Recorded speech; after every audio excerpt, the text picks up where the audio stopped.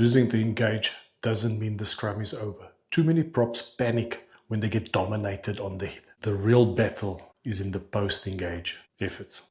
I've been there as a player where I got dominated on the hit, but the key for me was staying in that fight, keeping that constant load and pressure, just waiting for that window of opportunity when my opponent lets go of the pressure. And when he did that, I would drive like hell, making sure that I keep my connection with my teammates. But the key for you is when you get caught on the hit, you got to focus on keeping your feet. And most importantly, that constant pressure post-engage and keeping the connection with your teammates. Welcome to tip number 6 in the Scrum Tips for Props series. I'm super excited to be sharing this video with you today because a lot of young players believe that when they lose the hit, the scrum is over, and that is not the case. Back in my playing days, I would get dominated on the hit too. It happened, whether it was due to slow reaction speed or I wasn't ready or the opponent anticipated. I would focus in staying in the fight. And yes, sometimes it can get uncomfortable. You feel like, oh, you're going to pass out. That's why it's so important that you have your checklist in case you do get dominated post-engage, what you need to do. And back then, I would just focus on keeping that constant pressure. What does that mean? Constant pressure means applying pressure going forward. Often, props make the mistake of just locking it out and they get going. And I'll be honest, there were times I did get dominated, but I tried to stay in the fight. And then I eventually lost the battle. But that wasn't a repetition lost, because with each scrum I learned, with each scrum I became smarter and I became stronger and I leveled up my scrum and IQ. That is the most important. I've had poor scrums in my career. I've had dominant scrums in my career. And what I'm trying to teach you, there's always a solution. Maybe not in the exact same scrum, but potentially the next one.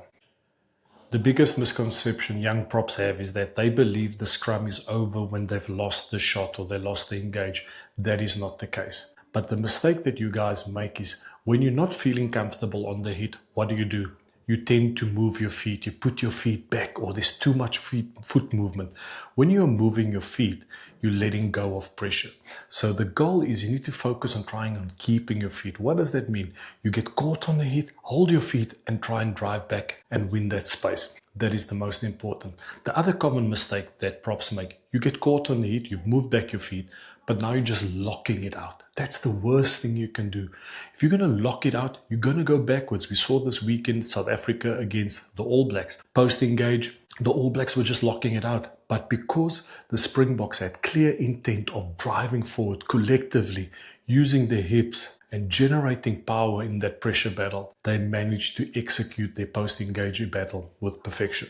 Here's a quick checklist for you to help you to adapt in that situation. What you need to develop is your tactical awareness. So when you're under pressure on the hit, you do know that you have a checklist that can potentially help you get out of trouble. So number 1, you need to keep with your feet. Number 2, you need to drive with your hips. Number 3, you need to maintain your connection with your triangle of power. Right?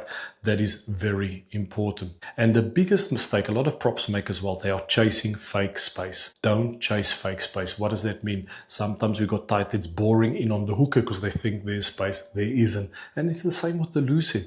You think you're feeling space on the outside of the tight head, but now you're drifting off and all you're doing is just opening up the window.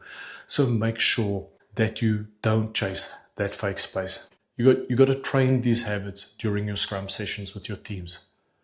Right? If you're feeling uncomfortable, good. Stay in the fight. Keep on working. Try to respect your checklist.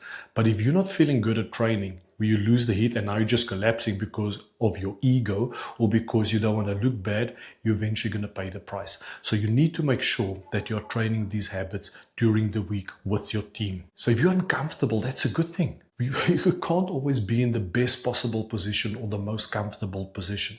We've seen players like Oxen Chi. He doesn't always look comfortable, but he's strong. So you need to find a way and you need to stay in the fight. You can't do it all on your own. So your back 5 needs to know how to help you. And how does that exactly work? So you need to tell your back 5, and that's your locks and your flankers. When they feel you're taking pressure, they need to win back that space. They need to reinforce you. They can't just put their feet back as well. So if you're putting your feet back, they are putting their feet back. You are gone. You are stuffed. You are dead. So explain to him before the game. And also when they experience that in training, you need to tell them, guys, when you feel me taking pressure, don't step off. I need you to step up. All right? That's actually quite good. Tell him, don't step off, step up. They need to reinforce you. They need to help you so that you can buy time and work in that pressure battle and get in that uncomfortable position so that you can eventually get the upper hand on your opponent. Sometimes it will happen. We're going to be losing those post-engage battles, but don't go down in the dumps and start sulking and swimming in a pool of self-doubt. Stop, all right? Poor performance gives you lessons. Ask yourself, what are the lessons that I've learned? What should I be doing better? Why did I find myself in that position? And how can I limit it or avoid that situation going forward?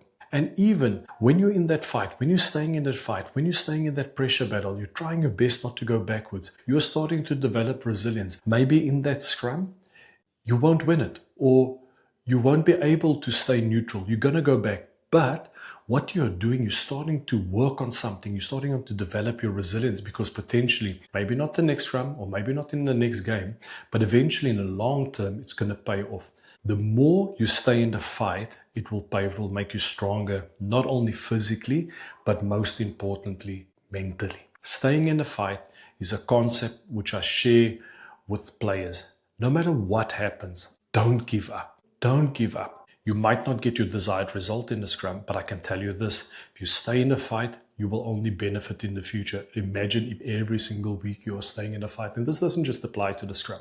This applies to other areas of the game too. Okay, so I hope you enjoyed this video. If you found value through what I shared with you or feel that you benefited, please invite your friends into our community so that they too can benefit from these videos. If you are not in the community in a moment and you're watching this video on YouTube, all you have to do is check the link in the description, click on it, and you will get access to the community. I'm enjoying sharing these tips with you guys because as a coach, it allows me to review all my processes, all my frameworks, and also what I'm currently sharing in my mentorship programs for players and coaches. But the most important thing is, if there's one message that comes out today, you got to stay and fight. This doesn't just apply to the scrums, it applies to life, it applies to everything. Things might not always go away, but if we are willing to fight for what we want, anything is possible. See you guys in the next video. Ciao.